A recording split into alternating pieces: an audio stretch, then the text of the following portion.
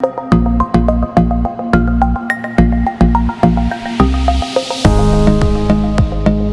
morning, everybody. Welcome back to TechSheck. Thank you for joining us as always. And today we're running a special session. We've had a very good fortune. We've been able to bring on Mr. Shabahat Ali, the CEO of NITB in Pakistan. And thank you, Shabahat, for joining us today. Shabahat, in my opinion, is a true Wapistani. He went back and he took on one of the most arduous roles you could possibly have in Pakistan, which is helping to set up the national IT infrastructure and making sure that it continues pace with the requirements of the country. And with that, thank you, Shabahat.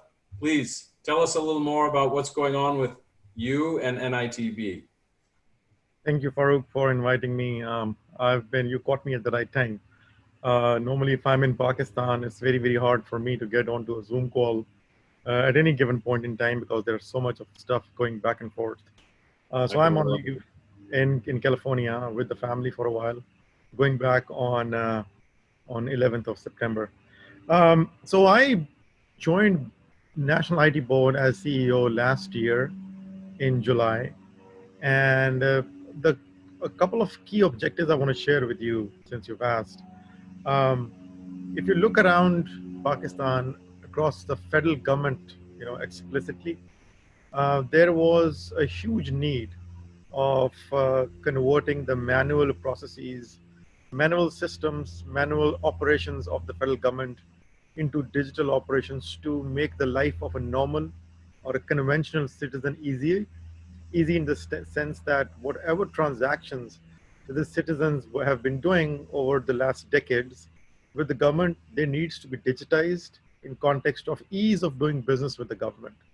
That is basically the underlying objective that I had, or the purpose that I had once I went back, and this is what I intend to do.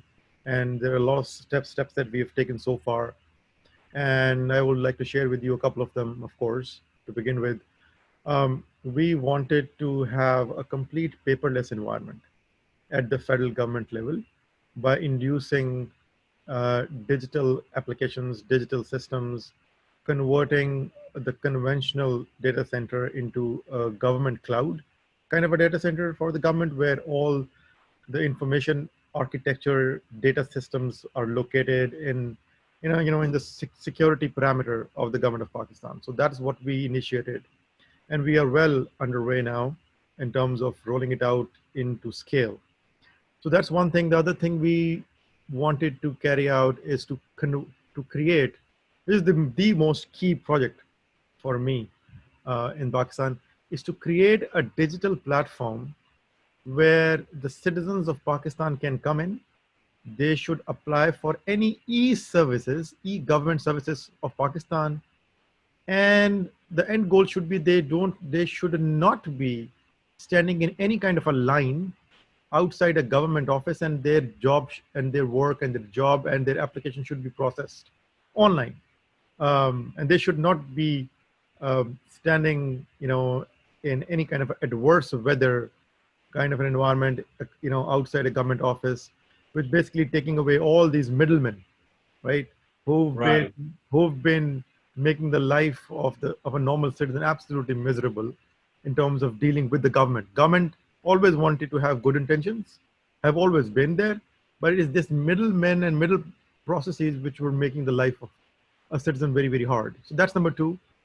And number three is I wanted to create a system at the government level where citizens should be able to export their products seamlessly outside Pakistan.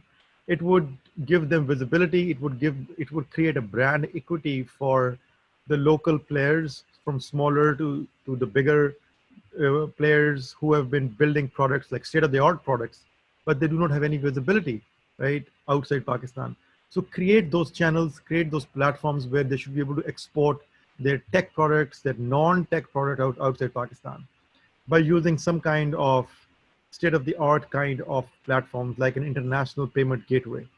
So that is somewhere where I have been working very hard in the last 6 to 8 months. And the purpose is to roll out an international payment gateway within this year so that we will have a seamless access to the international markets to receive remittances from abroad into the bank accounts of all of these freelancers and SME players. These are the three objectives I thought I'll just quickly lay out. No, that's great. That's great. So I had a couple of questions. How is the government planning to fund, and who are some of the partners that you're involving in this? Yeah. So it's a good question. So my strategy in terms of rolling out these new products, new technologies from the government platform is to come up in a public-private partnership model. Right. I don't want to create, a software house at the government level.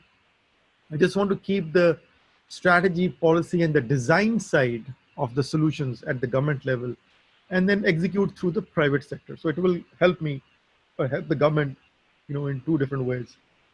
Number one is it will lift the skill set of the private sector because they will be developing state-of-the-art products. And on the other side, the exports, right, will have a good, probability to grow in a short time span because now our people will be competitive enough to go internationally by once we increase their skill set, right? So skill set increase can only be done if you give them an opportunity to build locally, right? And government should support them at least, in the beginning. So that's one piece that I'm actually working at, and it's working for us pretty well. Especially in the last COVID crisis, I tried to give the private sector as much as leverage as possible, so that they could build systems and solutions for the government, and they have done that marvelously well. And secondly, uh, I'm also there is an organization Mhm. under MOIT, Ministry of IT and Telecom, which Right. is called Ignite. Yep. Ignite is a national technology fund where we accept unsolicited bids, unsolicited proposals uh, from virtually anyone, right? From an individual citizen to a small company. If the idea is novel, if the idea has got that kind of a juice that it can go and disrupt some kind of a market segment, if they have got a good team, if they have got a little bit of a momentum, and where they want to convert it into something bigger, we fund those companies, we fund those ideas based upon their needs. So there are two or three different ways, we are helping the tech sector of Pakistan to blossom in the next 2 to 3 years. Fantastic. Well, the beauty of all this is that's exactly what we're trying to do here at TechSheck, is obviously relay more positive light on what's happening in the Pakistan ecosystem with respect to the tech sector, which I personally feel can really help the country progress. So kudos to you on your efforts. And I know, I'm sure that's no small task given the challenges that are always in these marketplaces. So up and coming and growing. My last question for you, it's a little more on the softer side of things, and that is for the Pakistani diaspora that we're broadcasting to and we're trying to bring in. How can they help? What are things they can entertain? Yeah. So I think one of the biggest attributes that the Pakistani diaspora, possesses well, let's talk about US first.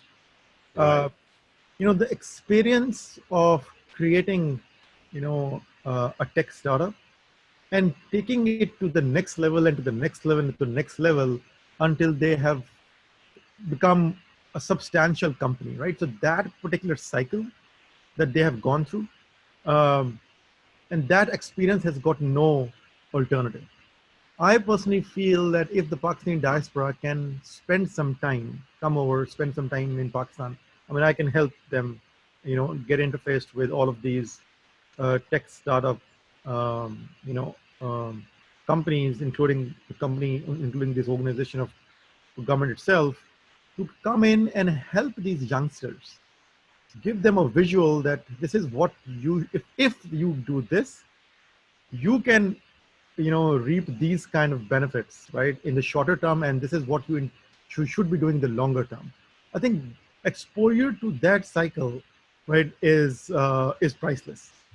if you can pitch in that particular space, I think that is single most important thing that you can contribute to Pakistan's tech startup world. Fantastic.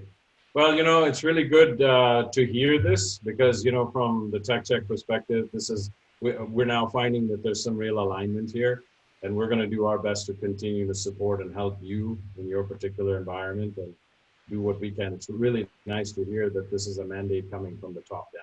So kudos to you and the current environment. With that, as you know, Shabahat, we always try to keep these things short, informal, and punchy. Yeah. So we've reached the end of our time. Thank you very much for joining us. I know this wasn't as planned as we'd like it to be, but it's really, we're very fortunate to have you here with us on the US side right now and have this time with you. And as far as our audience is concerned, look, we've now gone through more than 30 of these, and we're going to continue bringing content like this to you. As Shabahat has asked, think about what you can do. You know what? We're a great conduit here at TechSheck. Please comment, feedback to us, like our YouTube, subscribe. Let us know what you think. Tell us if you like the content. We want to keep bringing it to you, and we want to keep helping.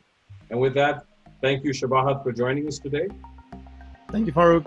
Thank you. And thank you, audience. Allah Hafiz.